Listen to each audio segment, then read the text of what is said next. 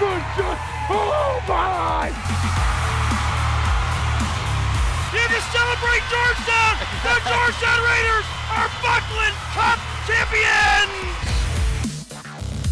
The Trenton Golden Hawks, the R.W. Cup champions, are going to Coburg. Back to Minerva. Shot scores! And the Coburg Cougars are the Royal Bank Cup champions! Evans bumping, they score! Frank Poche, the game winner, and the Buckland Cup winner!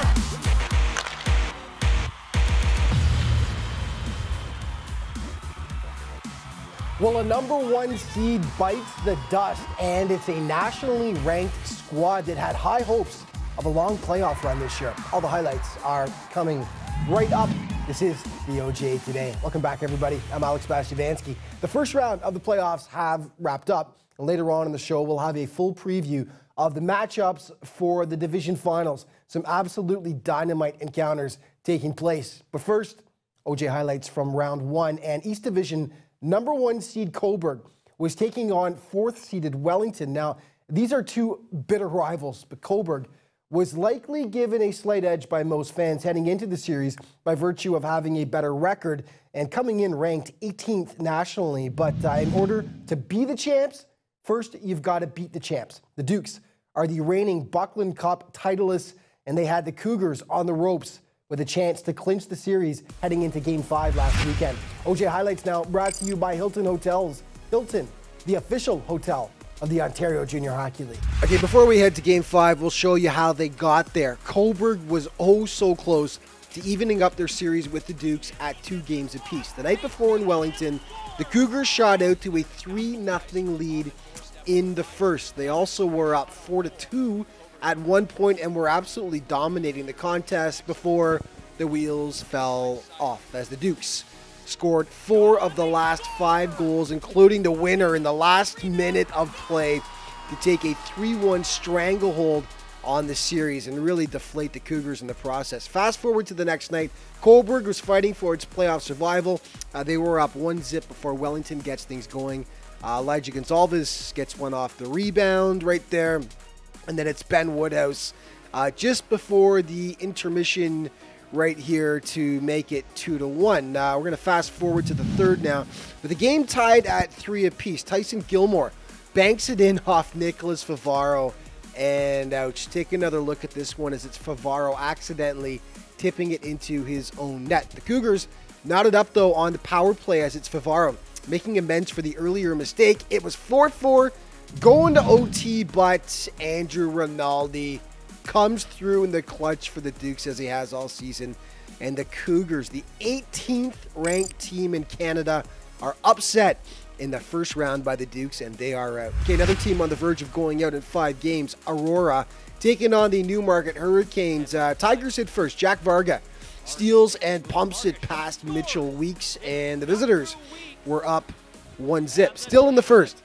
Puck plays all kinds of pinball here before ending up at the feet of Derek Sweeney, and in it goes, all tied up at 1 apiece after 20. Skip ahead now to the third after a scoreless second. More puck luck for the Hurricanes. Jalen Balboza hits pay dirt, and the Canes advance while Aurora loses an excruciating 21 of its last 25 games to close out the season after what was such a promising start to the year. Okay, Whitby was up on Trenton 2-1 when they squared off last Thursday. The Jayhawks hit first. Nice passing. Dylan McMahon finishes it off. Trenton up 1-0. Isaac Suklo absolutely demolishes Matt Nastasiuk with the gorgeous hit. He needed repairs.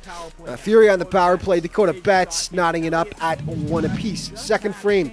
Shane Bull over to Greg Smith, and Whitby takes its first lead of the game up 2-1. In the third, they would add some insurance. Derek McVeigh cleans up the garbage out front. 3-1 for the Fury. Trenton makes it close in the end. Cameron Gaylor bulges the twine. Not enough on this day, however, as Whitby holds on for the victory.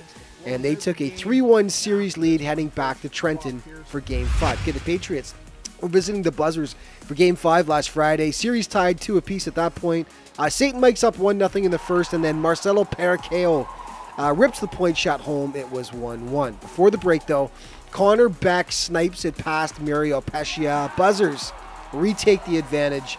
They were up 2-1. Second frame, the Pats would hit back again. Nice pass from Perakeo to Jackson Alexeyev out front. And once again, they were all tied up. Some big hits in this game. Josiah DeGazan steamrolls Francesco Retta. Then moments later, Francesco Luca turns the tables on the Pats with a monster hit of his own. Ultimately, St. Mike's would notch 3 in the third as they win 5-2 to take a 3-2 series lead. The Cool Players of the Month were announced for February. Cool, the official apparel provider to the OJHL. In the Northwest, it was Markham's Braden Aubin taking home the award. He finished second in OJHL scoring during the regular season and put up 15 points in February to snag the award. In the Southeast, Colton Trumbla won out. Trumbla had a tremendous 34 goals in 34 regular season games for St. Mike's. 10 goals to go along with 4 assists in February. Good for 14 points to win the honor. And the goalie of the month went to Will Barber of the Oakville Blades. He and Chris Elliott make up what might be the best duo in the OJ this season. And for February, he put up a 5-1-0 record with a sparkling 1.44 goals against average, .943 save percentage, and 1 shutout.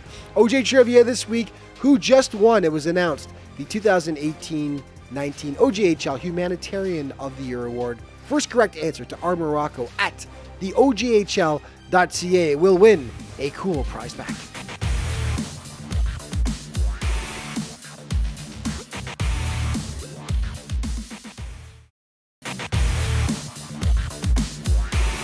This segment of the OJ Today is brought to you by Cliff Bar. Cliff Bar, the official energy bar of the OJHL. Hey everybody, welcome back to the OJ Today. You know, it's been a heck of a great run for the Georgetown Raiders over the last few seasons. G-Town entered the playoffs this year, having made the Buckland Cup final for 3 consecutive seasons, capturing the title back in 2017. But all good things must come to an end at some point, and the Markham Royals had Georgetown on the ropes, leading 3-2 and looking to deliver the knockout punch last Saturday. This game had everything you can possibly imagine, and we're going to show you as much as we can. Markham strikes first. Orlando Manolfi hits pay dirt with the point shot. Royals go up 1-0. Late in the first, Raiders hit back on the power play, scramble out front, and then Bailey Malella will finally slam it past Andrew Albano. All tied up 1-1 at the intermission. Second period, Markham retakes the lead. Alessio Luciani with the shorthanded goal deflects off the Raiders' Jordan Crocker and in. 2-1 Royals. Once again, though, G-Town answers the call. Matt McJanet and Jordan Crocker both had massive games for the Raiders. Matt hits Jordan out front, and it goes all tied up 2 apiece. The same duo hook up 10 minutes later. Big Mac going to work, muscles off his man, finds Crocs, who finds the back of the net. Georgetown, its first lead of the game, up 3-2 after 40 minutes. The third frame was off the charts crazy. Sam Merritt off to the races, rips it past Nathan Torquia. Once again, all tied up. It was 3-3, but then just watch McJanet go to work here. Silky smooth, so clutch. He gives the Raiders the 4-3 advantage. That lasted until the 1945 mark, and there was all kinds of controversy around this. Nick Junta ends up at the side of the net here on top of Nathan Torquia. Nick Davis puts the rubber into the net to tie it up. Take another look. Here's Junta. Falls on the keeper. The ref is right there but makes no call. Torquia was screaming that not only was he interfered with, but his mask was off, so it should have been whistled down. The officials confer, and the goal stands. Elation on one side, devastation on the other. They were off to overtime. And in the first OT, Markham thought they'd won it. Scramble out front. The Royals think it's in, and they celebrate, but the official was pointing to the puck underneath Torquia, not in the net. So confusing body language, but no goal. So they were off to the second overtime. Luciani with the puck. Luciani to Davis. He shoots. Big Sigler going to rebound. They score! It's put in by Devin Maya, the hero for Markham, and the Royals win 5-4 in double overtime. What a game it was. Markham takes it in double OT. They knock off the Raiders and advance to face Newmarket in the North Final. Okay, Oakville looking to close out Brampton in 5 games. We pick it up in the second. Blades leading 4-0 already. Jack Ricketts feeds Jason Pinio out front, and it's 5-zip, and then Callum Jones with the point shot that finds daylight, and the Blades just cruise to the 7-0 win over the Admirals, and they take out a very game but overmatched Brampton squad 4-1. Okay, the Whitby Fury had a chance to end their series against Trenton in Game 6 last weekend. Pat DeMaio with the shot, Derek McVeigh the tip, and Fury jump out to the 1-0 advantage. 2 minutes later, Jacob DiDonelli turns on the Jets, blows past the D-man, gets it to go past NN Oberoi. 2-zip Fury at the break. Second stanza, Fury on the power play. Ian McKinnon with the wrister, and IMAC makes it a 3-goal Whitby Bulge. Trenton finally will hit the score sheet 3 minutes later, as it's Matthew Barnes who will rip it past Luke Pearson. That made it 3-1. But Whitby was kicking butt and taking names. Greg Smith hammers Jacob Campbell right through the door. Talk about rubbing salt in the wound. The Fury win their first playoff series since the 2011-12 season, taking down the Hawks in 6 games. There were a ton of overtime games last week. This was another. Buffalo and Burlington for Game 6, and it was all Sabres at first. Ryan Petosia, gorgeous moves. He makes it 1-zip Buffalo. Michael Bushi would tie it up, though, with a wicked solo effort here as he goes roof daddy past Jeremy Foreman. Buffalo would reel off 3 straight, though, after that to lead 4-1. Cue the comeback. Mitch Morrison, quick on the trigger, and he cuts that deficit in half. Third stanza, Cougars trailing by just 1 now. Anthony Greco with a bit of a softie on Foreman. 5-hole, all tied up at 4 apiece. They were off to overtime. Centers there with Burge. Burge to Harper, to slot Harper shoots. He scores! We'll see you at Buffalo on Wednesday night. Jack Harper, the game-winning goal. Can the Cougars stay alive? Buffalo, however, would take Game 7 Wednesday night, and they advance to face Oakville in the West Division Final. Okay, one more. St. Mike's on the road against the Patriots with a chance to finish this series in 6 games. Thomas McEwen playing a little hide-and-seek behind the buzzer's net. Peekaboo as he swings out front, breaks the ice, and pats up 1-0 at the break. Second stanza, Eric McAndrew's shot will redirect off a buzzer and in. Patriots up 2-0, but St. Mike's gets back. Brad Somers from a bad angle banks it in off Mario Pescia, the keeper. Deficit is cut in half. Third frame, St. Mike's evens it up. Jonah Alexander with the quick stick out front. That ties it up. And the teams would trade goals in the third after that, so it was off to overtime, where once again, it's Marcelo Paracao playing the role of hero, pinches off the point, rips it home.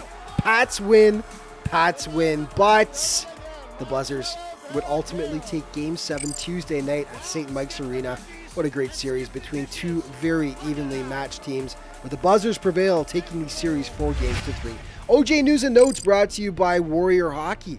Warrior, official partner of both the OJHL Game of the Week and the OJ Today. And Louis Latta of the Brantford 99ers is ready to start his pro career.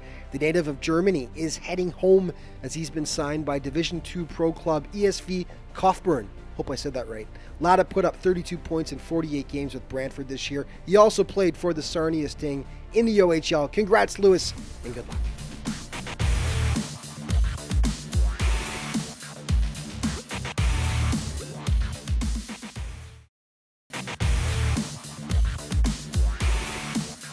Hey everybody, welcome back to the OJ Today. So all the second round playoff matchups are set, and there's going to be some insane encounters in both conferences. We start our preview in the Southeast now, where one number 1 seed has already gone down and another will be trying to avoid that same fate. The Southeast Round 2 preview is brought to you by Barn Burner Hockey. Barn Burner, official partner of both the OJHL Game of the Week and the OJ Today.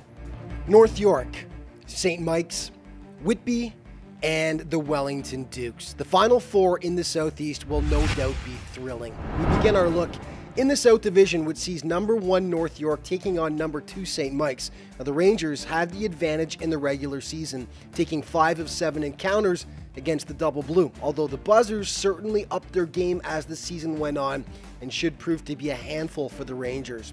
In their first round series against the Junior Canadians, North York suffered a hiccup in Game 1, going down by a 3-0 count, but they rose to the occasion and dominated from that point on, reeling off 4 straight victories to take the series in 5 games. Now the Rangers have an embarrassment of riches. It all starts in goal with keeper Jet Alexander, the recent recipient of the OJHL's top goalie award for lowest goals against average in the regular season. Offensively, the Rangers are blessed with numerous options. Brandon Yeamans led the team with 70 points. Dante Spaniolo finished second with 62.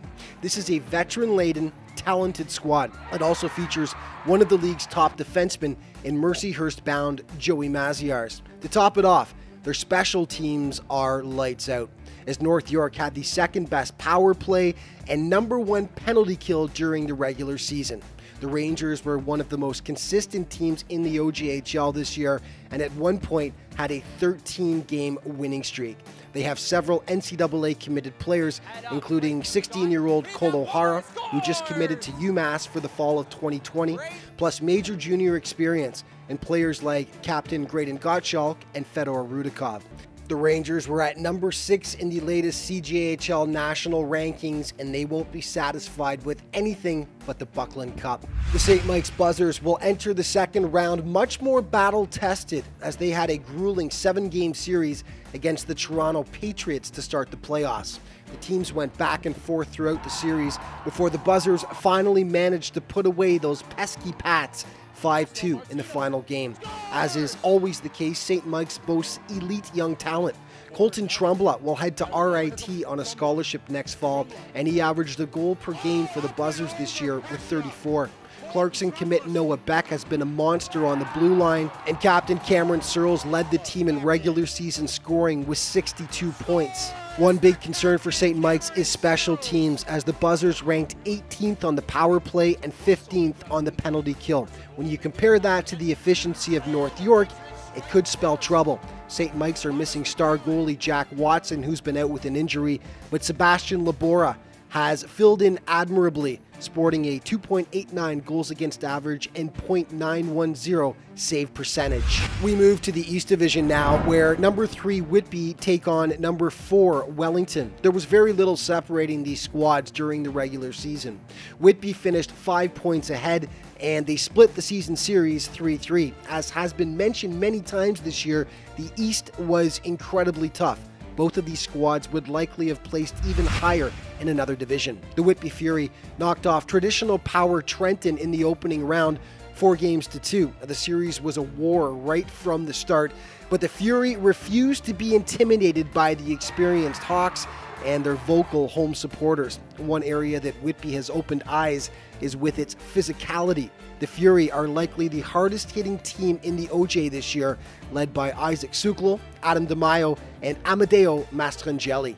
Team captain Greg Smith led the squad in scoring by a wide margin with 58 points in 48 games. He was the only player on the Fury who averaged over a point per game, so it's more of a scoring by committee after him.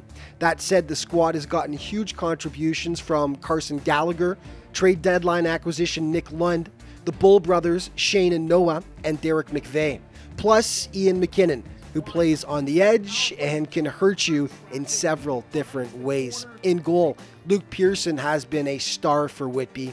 The 6'3", 18-year-old sported a 25-13-1 record with 6 shutouts in the regular season to go along with an airtight 1.94 goals against average and .938 save percentage. While mid-pack on the power play at 10th overall, Whitby was excellent on the PK at number 5 in the league. The win against Trenton was Whitby's first in the playoffs since 2011-2012. The Wellington Dukes are the reigning Buckland Cup champions, and that counts for a lot, as the Cobourg Cougars found out the hard way. Despite finishing 14 points below them in the East Division, the Dukes took things to another level in the opening round, a level the Cougars just couldn't match. Simply put, the Dukes outplayed the Cougars in every facet of the game, and they showed a dedication and character that could carry them a long way again this year. Case in point, Game 4 in Wellington. They trailed Cobourg 3-0 and 4-2 before storming back and triumphing in the final minutes of the contest. The Dukes boast one of the OJ's top snipers in Andrew Rinaldi, who finished the regular season with 63 points in 48 games. The line of Rinaldi, Tyson Gilmore, and Elijah Gonzalez just might be the most lethal trio in the league this year, combining for 174 points. Ben Woodhouse, Frank Vitucci, and Dylan Massey have provided offensive support as well. Zach Ewens is one of the top young defensemen in the CJHL and was recently named to NHL Central Scouting's midterm rankings. And behind the bench, it doesn't get much better than head coach John Druce. 2 seasons ago, he captured the Royal Bank Cup with the Cobourg Cougars. Last year, he made it all the way back to the championship game with the Dukes. This series, it goes without saying, should be dynamite. So the Final Four is set. Who will advance? Will experience win out, or will there be a fresh face that emerges? We'll find out soon enough.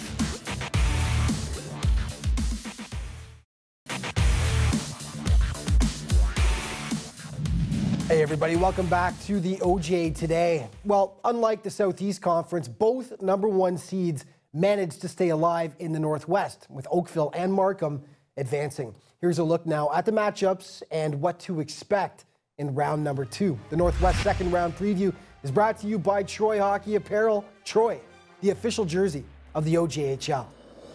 Oakville, Buffalo, Markham, and Newmarket comprise the Final Four in the Northwest Conference. And we start our review in the West Division, where the Blades will take on the Junior Sabres. The season series, let's just say it didn't go well for Buffalo. Oakville won all 6 games, in some cases by a wide margin. Although Buffalo finished as the second seed, they were 29 points behind the Blades in the standings, and it will take a Herculean effort to win this series.